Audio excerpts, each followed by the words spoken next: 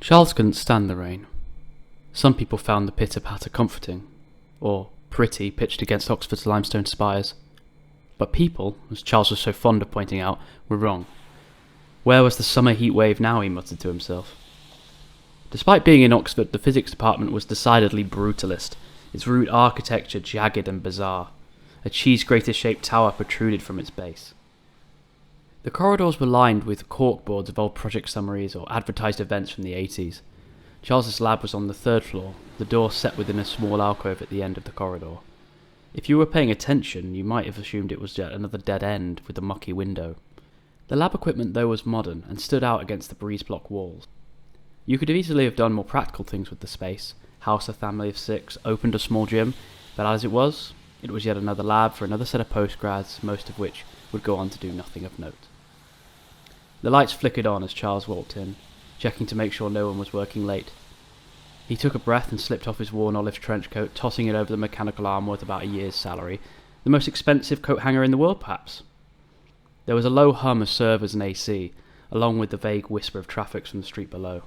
It took a couple of minutes to get things in order, of course. Seeing to the benches where he had run the tutorial earlier, dusting clean with a little polish, all was good. In the corner of the room, tucked behind the end of a block of wooden benches, was a small cage with a blanket over it. Charles picked it up and coaxed out Benny. She hopped out onto the worktop, sniffing around. A tiny thing, only a few months old, a Florida white rabbit with a cute button nose and red collar. He picked her up and moved over to the adjacent room, swiping his card again. This was his private space, as requested from the head of physics. It had taken an age to get to, but all was worth it now, in theory.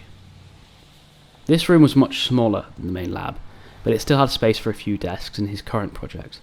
All the way to the ceiling, several feet above head height, the machine stood. It was made up of 3 fiberglass panels, creating a triangular cage, the front side set on a hinge to open and close the setup. Each corner of the triangular column featured a mess of wires that acted as posts. Various lights and sensors ran up and down them to let Charles monitor the situation inside.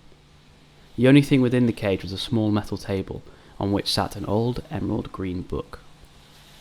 Charles took another look at the main lab through the portcullis windows, nodded to himself and turned on the machine. The high-voltage device thrummed as it lit up. Checking a few diagnostics in the SQL code, he went through the procedure he had designed, one by one, making sure everything was good and ready.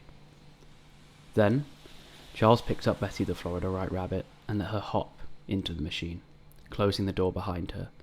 She didn't seem to be particularly worried, which made him feel a bit better about what was going to happen.